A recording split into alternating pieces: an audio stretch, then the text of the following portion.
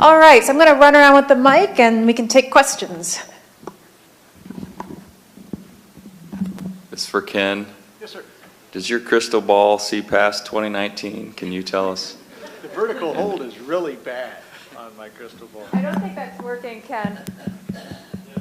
It is, just getting a little closer. Oh, I just got to really Yeah, your mouth right to it.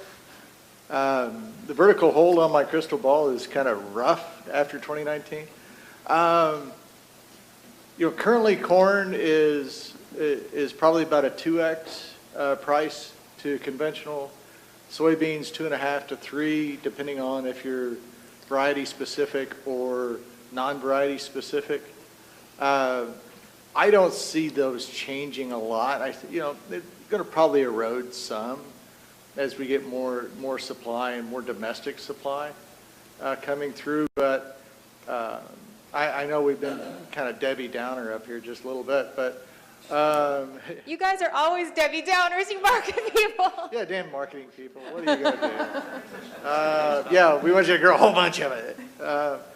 But in general, I think the market itself is going to is pretty stable, especially as we start to see the effect of a product recall and some of the little more protection areas within the USDA NOP, providing a preference and a premium to domestic as the large users need to protect their brand.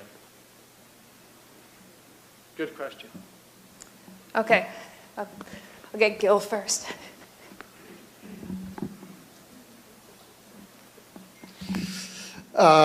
I run a small, and let me say this publicly, struggling flour mill, and I try to buy local. I try to buy driftless area, and the solution I'm seeing is increase the size of the market, and that's kind of what can we do for advertising that's going to reach the consumer, but reach them with a new message.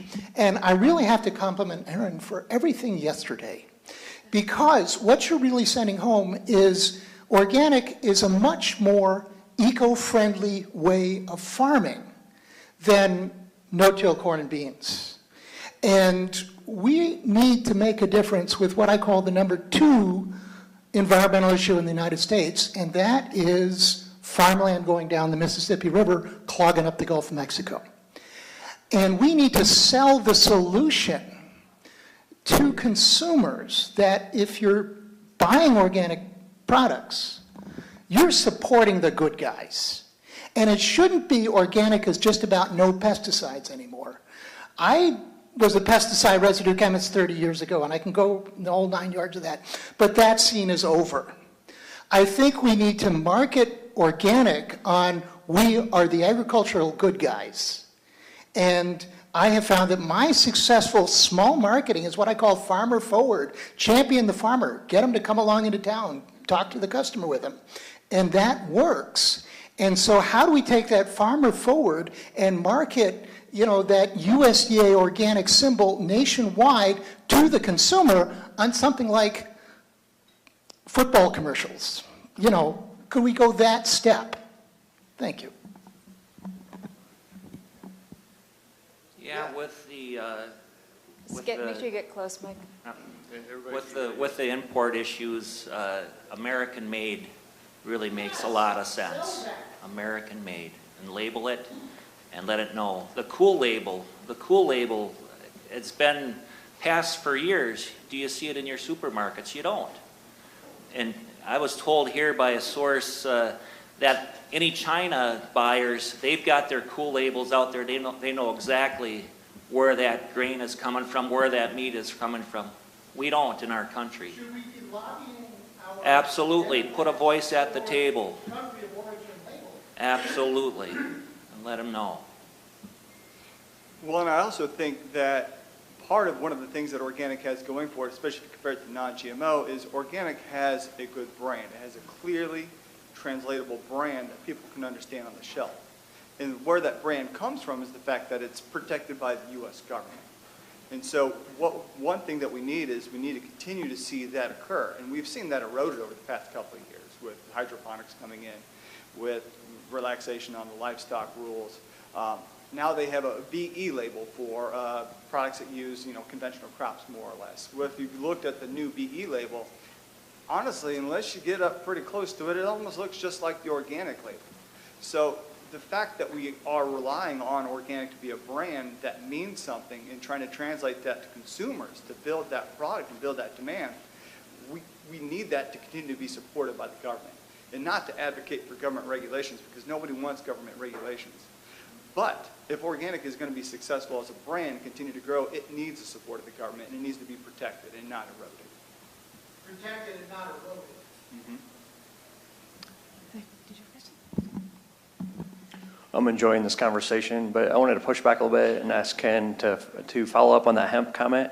Don't you see that being a potential replacement for wheat? And all my friends in the organic world back where I'm at, they're always complaining about the small grains in the wheat problem. They can't, it's not profitable. Don't you see am I crazy to think that could actually help us in that and transition in the future? Tell me where I'm crazy here. I get any sort of diversity that you have a market for, I think is a positive. Anytime you get ahead of your skis, you ask for trouble. I guess that's the part of the comment. That's where I was going with it. I don't have people beating down my door for hemp outside of nutraceutical. Nutraceutical. Yeah, if you guys, these mics you just have to get really, really darn close to them. How about that? Is that better? I don't have. I'll give you got to eat this the one thing. works a lot better. I'll All just right. come up here to give you this one. Okay. There we go. I don't have a lot of people beating down my door at Clarkson Grain for hemp outside of nutraceutical. So what I'm just worried about with hemp is all of the farmer knowledge is 1930s to 1950s, and so a lot of that agronomic pass down just doesn't exist. And the best way to kill a market is to oversupply it early, and you get ahead of your skis. So that's my biggest concern. Would you buy it? Are you going to participate in that market? If I have a customer. Yep. And at the moment, I don't have that. Okay, you do that, I'll get the. All right, I'm going to go back there first, and then I'll be.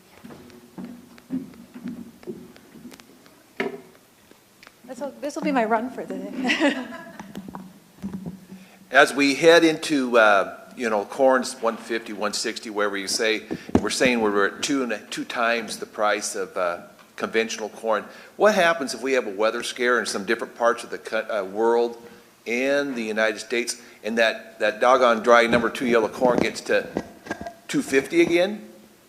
Can we put a 5 in front of that organic corn? See, that's one of the things that I think that are we going to price ourselves? Will that ratio always stay 2, 2.5? Same thing with beans. If you're at $10 beans or whatever, say that goes to $20 beans.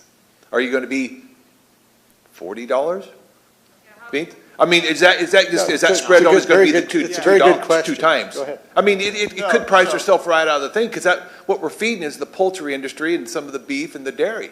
Right. See, so I'm worried about that a little bit. Yeah. Is it going to stay the 2.5? Well, Two. so talking about the premium that you're getting between the conventional and the organic markets. Ryan, is there a different mic? Maybe I'm How's that? Is that better? perfect. Yep, much Fantastic. better. So if you're talking about the premium you see between the conventional and organic markets, it's not a fixed factor. It's dependent upon where the two different prices are going. It's almost like saying, what's the premium between milk and steak? Well, it's not a fixed thing. Steak goes for this because of the fundamentals of steak. Milk goes for this because of the fundamentals of milk. And it's the same thing within the organic and conventional markets. Why we're seeing conventional prices decline is because essentially we've hit a period where we don't have any demand growth in the conventional sector. China's changed some policies. We're not having the biofuel growth that we used to. A lot of stuff has changed, and now that momentum that we had that got us $8 conventional corn, that's gone. We're down around the $3.50 range. Organic, we have a lot of demand growth. We've got a lot of momentum moving forward, and so that's what's generating that premium. So, you know, if, for heaven forbid, conventional corn drops to $2.50, that doesn't really have an impact on what the organic corn price will do. The organic corn price, if things stay full steam, as Ken was saying, essentially will stay in this $9 to $10 range where we kind of see it right now. So that premium itself isn't going to be changed. It'll be changed by what happens between the two different markets, not necessarily because one or the other one goes up, the other one goes down. There is always a constant pressure down on the market. As farmers, we got to have... Mike, why don't you grab the lapel mic there? There's always a constant pressure down on the market, on the organic side. And as farmers, as marketing groups, we always have to look for a upward pressure, and it does exist as well. So these markets do develop, they change every day. It's exciting. It's an exciting time to be involved in organic grains and organic farming. But you have to really find it. And if you don't, you know, you get picked off and you sell it for a little bit less than what you maybe could have captured. So it's a process, and it's you really got to study it. But it's great. It's better than Chicago Board of Trade, flat out there. This is the price, and they're not going to pay any higher, any lower. So it's exciting. Questions?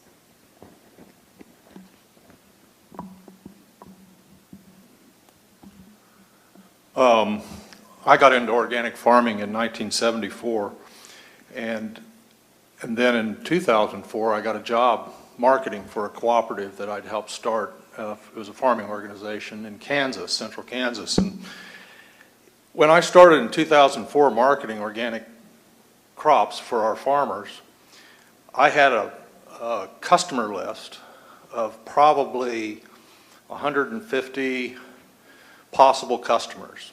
And these were people we had made past sales to. When I moved out of the active marketing position 2 years ago, and now I'm called marketing, I'm a marketer emeritus for the organization, we were primarily marketing to, I would say, serious business of about 10 to 12 customers that we service. And a lot of those disappeared. A lot of the small mills. And I kind of go along with Gilbert in that he's struggling. Well, he's still around. And what can you do to stimulate what I consider the strength of this was that we just didn't, I mean, our cooperative, we're a mix from east to west in Kansas. We were small 80-acre, 120-acre, 160-acre farms to 2,000 to 3,000-acre operations. We were able to meld a group of farmers that we could serve through our cooperative pooling of the products. Is there room for the small guy in the middle anymore? Absolutely. Now, one of the problems that I always had is one of our primary customers was located in Graham, North Carolina, Lindley Mills. And we would sell them the top of the inventory. Our best wheat would go to them. And it's a long haul from central Kansas, western Kansas to Graham, North Carolina. And then sometimes I knew that there were packages of King Arthur flour, 5-pound bags, that went right by that farm on I-70 where I had sourced that wheat. And I can't even think about the carbon footprint that's on that from the logistics of moving that product almost clear across, halfway across the country and then back across the country again in a finished product. We no longer can do that. We are not going to be able to do that if we're going to keep this biosphere together that we operate under as organic farmers. So I'm wondering, what do the three of you look at as the strategy to build the center, bring in the small entrepreneur, and then maybe go to a strategy of more regionalized supply so that we're not just running this stuff all over at the high diesel prices of, carbon outputs. Sure. So I think I'll start and then I'll pass it on. Can you put it a little bit closer? So I think that there's very definitely, and that's actually the market that we are seeing start to explode on the corn side, especially. We're starting to see a bit more on the wheat side of the artisanals. So you can go down the artisanal front, or you can as you were suggesting, think about the local regional supply chain. So where we are seeing the demand for that is actually in high-end restaurants. So surprisingly enough, there's a lot of high-end restaurants in Kansas City, in Denver, in places that Kansas would serve. And this is a bit of an opening market as high-end chefs start to think about, start to become educated about the food and the regional flavors that they are working with. And at the scale that we're talking about, that's actually one heck of a market opportunity. As you start to think, it's going to force us to change from a commodity across the U.S. mindset back into a regional, how do I supply a regional market question? What is my demand pulling me to do, rather than what am I used to producing? So the short answer is, I think the market opportunity for that business is going to be the growth industry of the next. You asked me about my crystal ball. That's going to be the growth industry of the next probably 5 to 10 years as it comes forward. But we got to think our way outside of just standard commodities and think about regional differences and how to make that interesting to the middle class. Yeah, I think that's, if you think about where consumer demand is going, it's not about eating more food in the United States. It's about eating food that has something with it. It's either it's artisanal or it has some quality that you're also purchasing in addition to the food. And a lot of continuing to expand and continuing to have vitality in this industry is communicating what that means. And as Ken was sitting here talking, he talked about keeping it regional and keeping it interesting in that respect. It almost reminds me of like craft beer in the early days, where nobody thought you would make it. Because who in God's name is going to pay $10 for a 6-pack of beer? That's stupid. Well, you have lots of small breweries who sat there and they focused on satisfying their local market and doing a good job and produce something high quality. And they didn't really worry about the big picture yet. They started small and they focused on their markets and they tried to do something interesting and good. And they were able to slowly, a lot of them didn't make it, but a lot of them did. And the ones that did, they're doing very well now. It's a huge industry. And so I think that there's some parallels there in terms of the way that those markets were developed and they were regional and they were interesting. As somebody who travels around, it's one of my favorite things to do is go somewhere and say, hey, what kind of new beer do you have here? I love to drink whatever's made where I'm at. And I think there's some opportunities in creating that kind of consumer demand within the organic sector that helps. And it helps move us away from these issues in terms of how feed demand's developing. If you're not so focused on satisfying the big demand centers out east, if you can focus on your demand center right here and develop that, that can liberate you as a farmer, and it can help grow the industry and continue to expand that demand pool. Okay, we can have, no, go ahead, Mike. Just a quick one. Sure. I'll just keep it simple. You just need to have a group of investors build a wheat mill in Kansas, and problem solved. All right, this is the last question before break. I've been exposed to a dairy that's got a contract with Danone for non-GMO production. Non-GMO production, okay. And I'm concerned that companies like Danone are using a non-GMO label and trying to make the consumer think that it's the same thing as organic. And a non-GMO label only means it's not a non-GMO crop. It doesn't mean they quit using the pesticides and insecticides and everything else. Now, what Danone's asking these producers to do is to incorporate cover crops.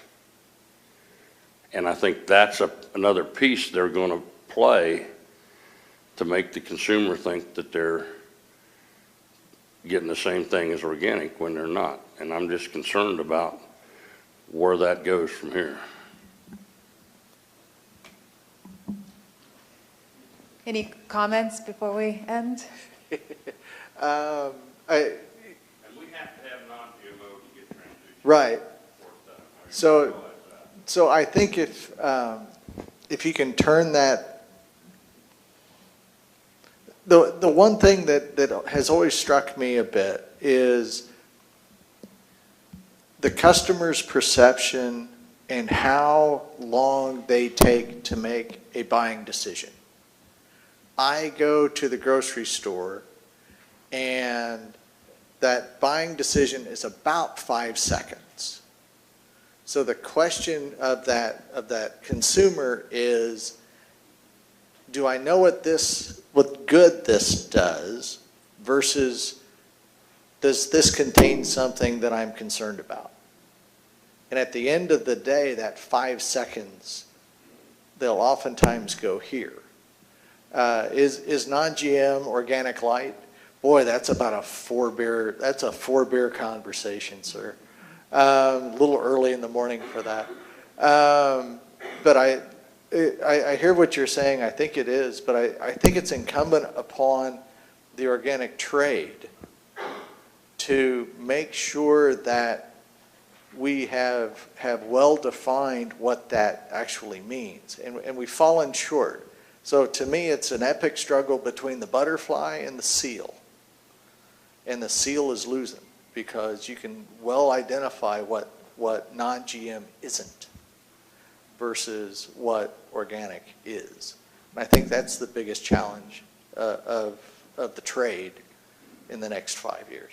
I agree with you. And if I could add, if you look at that top line figure for food sales in the United States, that 1.4 trillion, if organic is going to continue to make way into that and make any kind of meaningful impact, then we can't treat large agricultural producers like the enemy. They've got to become our ally. We need them to get to that point. We can't be reliant on them, but we do need them as an ally. And if we see organizations like your example of Danone, they're doing steps that appear to be, quasi in the move towards organic or non-GMO, even if it's just a name, at least they're doing it in name because they realize that they need that name to remain relevant. And so what that means for us in this room is we need to make sure that name still means something. And that comes back to that piece of relating to the consumer and enforcing on the government side what these things mean and why they're valuable, because consumers want them. And we need to continue to communicate that, and we need to make it mean something. And so as these entities start pursuing them, because they want to grow, they're corporations, that's what they do. They see that that's where the growth is, that's where they're going to go. But if it means something and it generates revenue, then we can get them as an ally instead of fighting against them. And that's really where the industry needs to go if it's going to continue to expand. Mike, do you have a last word before we close? My biggest concern on the organic market is that it follows the trend of the conventional market. Produce more for less money. And I hope to goodness that it never happens. It's a struggle. It's a chore to be organic. My good friend and colleague Tim Ennis had a saying, we do marketing, we don't do weeds. It's a constant battle that you guys have out there, and you deserve a fair buck for your efforts. All right, well, let's thank the panel for all their knowledge.